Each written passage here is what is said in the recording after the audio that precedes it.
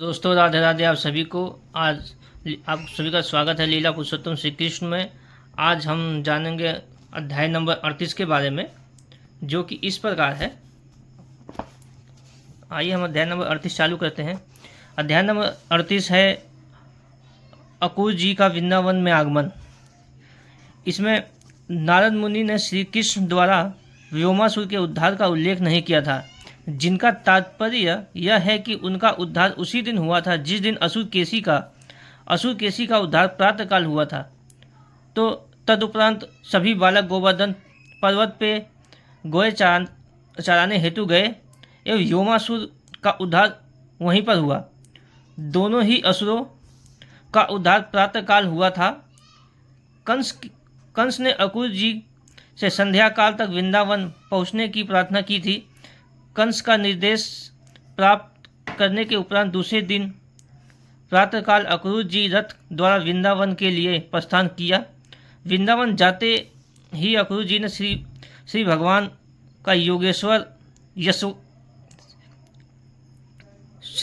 का यशोगान करने लगे, क्योंकि वे स्वयं ही श्री भगवान के महान भक्त थे। भक्तगण सदैव श्री कृष्ण के चिंतन में रहते हैं एवं अकुल जी निरंतर श्री कृष्ण की कमल नयनों का चिंतन कर रहे थे।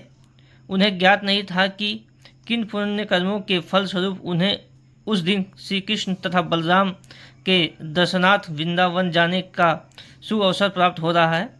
भक्त कृष्ण की सेवा के लिए अपने आप को सदा शुद्ध एवं अयोग्य समझता है। अंत अकुल जी में सोचने लगे कि वे भगवान के दर्शन का दिव्य अवसर पाने के योग्य नहीं हैं।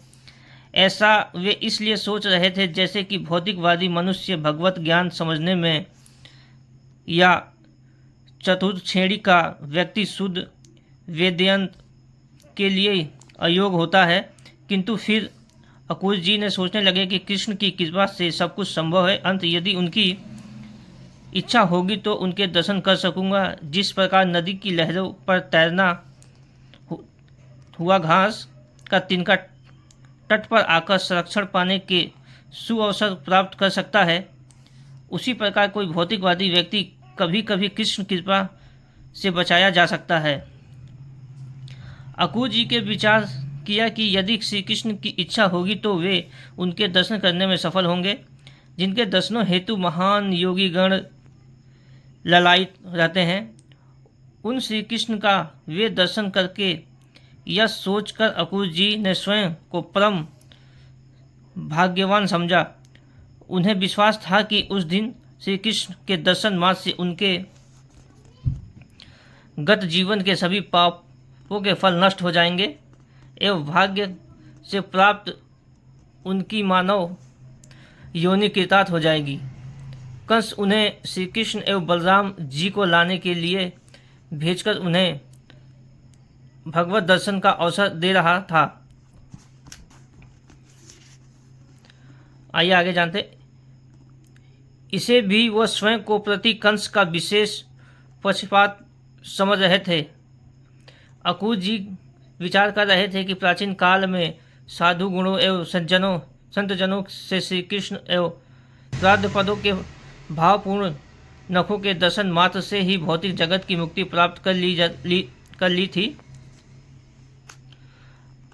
अकुल जी के विचार किया कि श्री भगवान एक साधारण मानव के रूप में अवतरित हुए हैं और मेरा परम सौभाग्य है कि उनका प्रत्यक्ष दर्शन करने में समर्थ होऊंगा।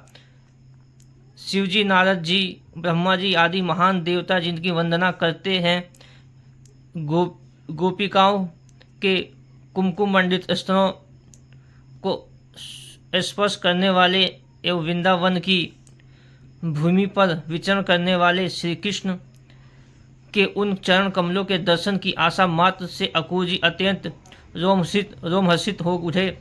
उन्होंने सोचा कि मैं इतना भाग्यशाली हूँ कि आज उनकी चरण विंदों का दर्शन कर सकूंगा। तिलक से विभूषित ललाट एवं नासिका वाले श्री कृष्ण के सुंदर मुख का दर्शन भी मैं निश्चय रूप से कर सकूंगा।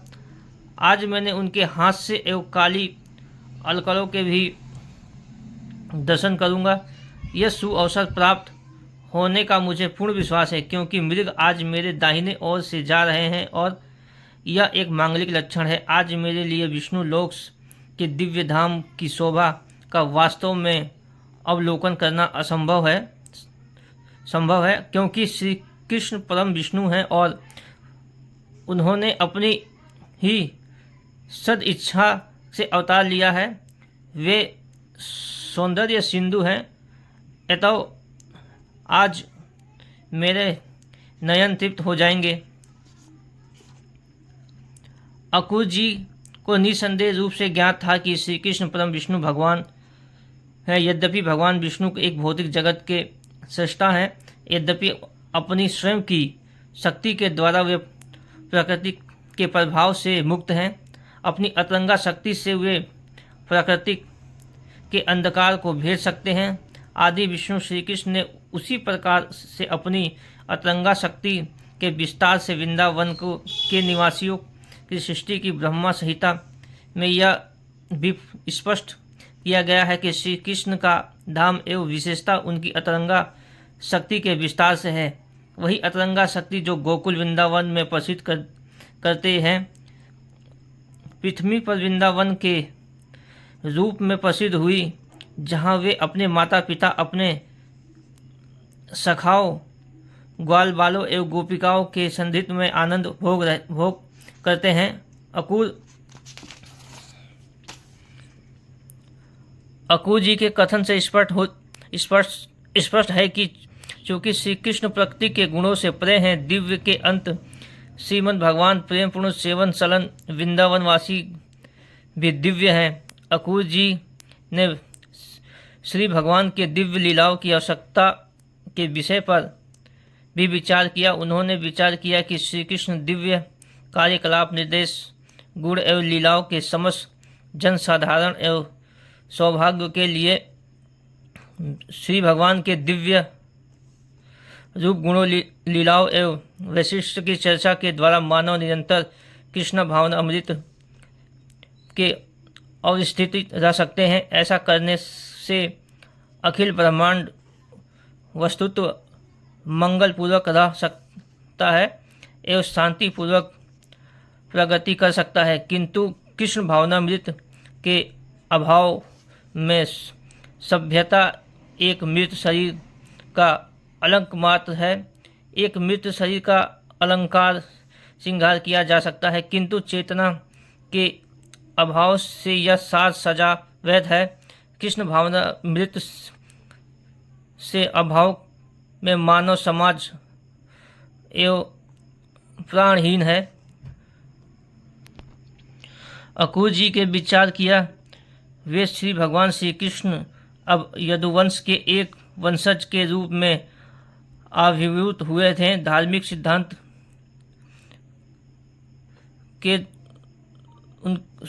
उनके द्वारा व्यवस्थापित नियम है। जो इन नियमों का पालन करते हैं वे देवताओं हैं और उनका पालन नहीं करते वे असुर हैं। परमेश्वर के नियम देवताओं के संरक्षण हेतु ही उन्होंने स्वयं को आविर्भूत किया था। देवताओं एवं प्रभु की भक्तगण श्री कृष्ण के नियमों का पालन करने में सुख अनुभव करते हैं एवं श्री कृष्ण उन्हें स्वर प्रकार की सुरक्षा प्रदान करते हैं, सुख अनुभव करते हैं। जैसा कि श्रीमद् भागवत गीता में स्पष्ट किया गया है कि भक्तों के संरक्षण एवं असुरों के संहार के लिए श्री कृष्ण ने इन कार्यकलापों का श्रवण एवं कथन संदेह ही मानव का कल्याण करते हैं। भक्तों एवं देवताओं के द्वारा भगवान इन तेजस्वी गतिविधियों के सत्कृत्य में सदैव अभिवृद्ध होती है रहेगी। श्री कृष्ण श्रीमद् भगवान स्वर गुरुओं के गुरु हैं, अतीत आत्माओं को मोक्ष प्रदान करने वाले हैं एवं तीनों लोक के स्वामी हैं। भगवत प्रेम का आस्यजन लगाकर कोई उनका दर्शन कर सकता है। आज मैं श्री भगवान के दर्शन कर सकूँगा जिन्होंने अपने दिव्य सौंदर्य सौभाग्य से देवी श्री लक्ष्मी जी को अपने सानिध्य में रहने के लिए आकर्षित कर लिया है। संपूर्ण सृष्टि एवं जीवात्माओं के स्वामी परमेश्वर प्राणजलि अर्पित करने के लिए मैं वृंदावन पहुँचते ही रथ से उतर जाऊंगा एवं भूमि पर साष्टांग दंडवत प्रणाम करूंगा। महान योगीगण सदैव श्री कृष्ण के पादविंदों की पूजा करते हैं, अतः वे भी उनके पादविंदों की वंदना करूंगा। तो दोस्तों, आज की वीडियो हम यहीं ख़त्म करते हैं। मिलते हैं नेक्स्ट वीडियो में इसके अगले पार्ट के साथ। तो आप सभी को राधे राधे। अगर आपको हमारी वीडियो अच्छी लगती हैं तो हमारे YouTube चैनल को सब्सक्राइब करें और हमें फॉलो करें, ताकि हम सनातन धर्म से जुड़ी और भी वीडियो आपके लिए लाते रहेंगे, जो कि आप लोग के सपोर्ट से ही संभव है। तो मिलते हैं नेक्स्ट वीडियो में, तब तक के लिए राधे राधे। भगवान श्री कृष्ण आप सबका भला करें।